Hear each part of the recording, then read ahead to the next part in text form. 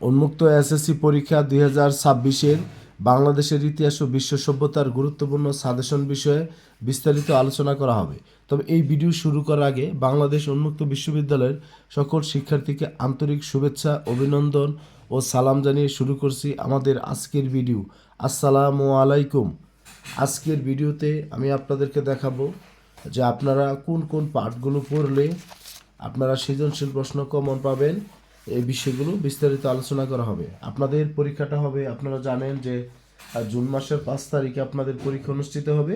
সেখান থেকে আপনারা কোন কোন পাঠগুলো পড়বেন সেগুলো আমি আপনাদেরকে একটু বলে দিব। সর্বপ্রথম আপনারা পড়বেন ইতিহাসের সংজ্ঞা, বিষয়বস্তু, প্রয়োজনীয়তা। এটা খুবই গুরুত্বপূর্ণ। এই পাঠটা আপনারা ভালো করে পড়বেন। 1.1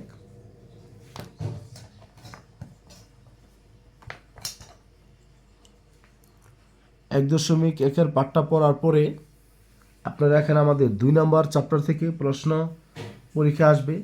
এই জন্য আপনারা 2 নম্বর চ্যাপ্টারের সবগুলো অংশ পড়বেন। তবে তার মধ্যে গ্রিক সভ্যতা আর হলো মিশরীয় সভ্যতা, সিন্ধু সভ্যতা, এই তিনটা খুবই গুরুত্বপূর্ণ। কারণ এখান থেকে প্রশ্ন আসবে, 100% নিশ্চিত থাকেন যে 2 নম্বর চ্যাপ্টার থেকে সৃজনশীল প্রশ্ন প্লাস এমসিকিউ দুটোই আসবে।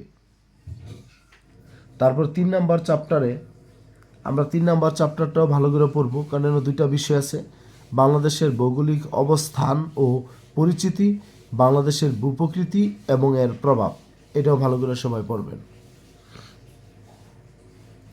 4 নম্বর ইউনিটে শুধু আপনারা প্রাচীন বাংলার জনপদ যে চ্যাপ্টারটা আছে, প্রাচীন বাংলার জনপদ, বঙ্গ, সমতট, হরিকেল, মানে এই প্রাচীন বাংলার জনপদের চ্যাপ্টারটা পড়বেন।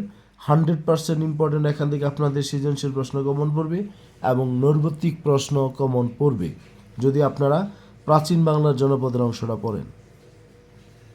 তারপরে বাংলার হলো সেন বংশের শাসন।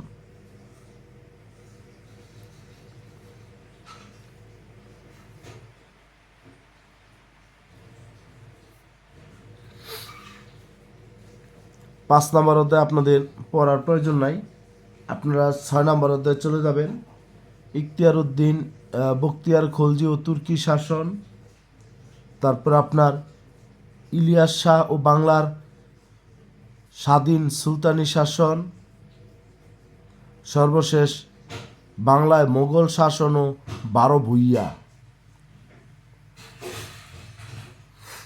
মধ্যযুগের এগুলো পড়ার প্রয়োজন নয় যারা অতি ব্যস্ত। আপনারা বাংলা ইউরোপীয়দের আগমন ও চিরস্থায়ী বন্দোবস্ত, এই দুটা পাঠ ভালো করে পড়বেন। অর্থনৈতিক শোষণ ও দুর্ভিক্ষ, এটা 100% ইম্পর্টেন্ট। অর্থনৈতিক শোষণ ও দুর্ভিক্ষ, এটা থেকে পরীক্ষায় প্রশ্ন আসবে।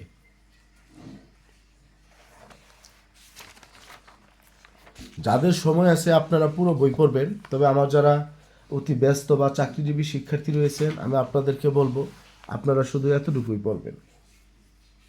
পরে এখানে ফকির সন্ন্যাসী বিদ্রোহ, তিতুমিরের সংগ্রাম, এটার 4টাই পড়বেন। নীল বিদ্রোহ, ফরাইজি আন্দোলন, নবজাগরণ ও রাজা রামমোহন রায়, তারপরে আপনার ডি রোজিও ও ঈশ্বরচন্দ্র বিদ্যাসাগর, বেগম রোকেয়া।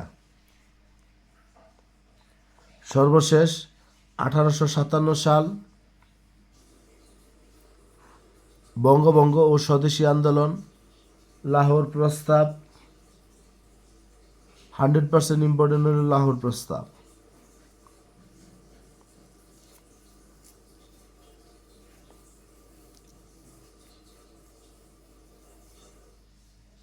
তবে আমি আপনাদেরকে আরেকটা বিষয় বলে দেই,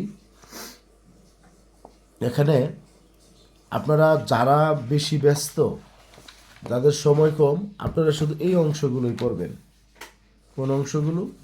যেটি শুধু খালি বলবো যে আপনার মিশরীয়, মানে আপনার 2 নম্বর ইউনিটটা পড়বেন। যারা ব্যস্ত শুধু 2 নম্বর ইউনিটটা পড়বেন। তারপর আপনার এখানে 3 নম্বর ইউনিট আর 4-এর হলো 1 বাংলার জনপদ। পরে অর্থনৈতিক শোষণ ও দুর্ভিক্ষ,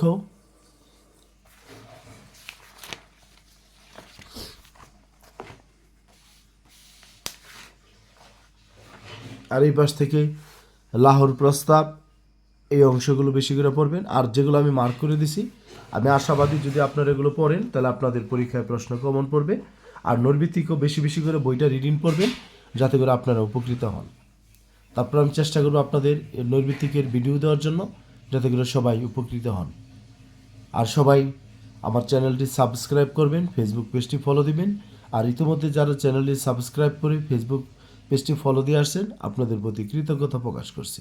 আর একটা বিষয়, আপনাদের আমি দীর্ঘদিন ব্যস্ত থাকার জন্য নিয়মিত ভিডিও আপলোড করতে পারিনি। এখন থেকে আপনাদের সেকেন্ড সেমিস্টারের ভিডিওগুলো জুন মাস থেকে আপনারা পাবেন, যেহেতু আমাদের জানুয়ারি মাসে আমাদের এসএসসি পরীক্ষা 2027 অনুষ্ঠিত হবে, সেই জন্য আপনারা পড়াশোনা শুরু করবেন। সবাই ভালো থাকবেন, সুস্থ থাকবেন, আমার জন্য দোয়া করবেন। আসসালামু আলাইকুম।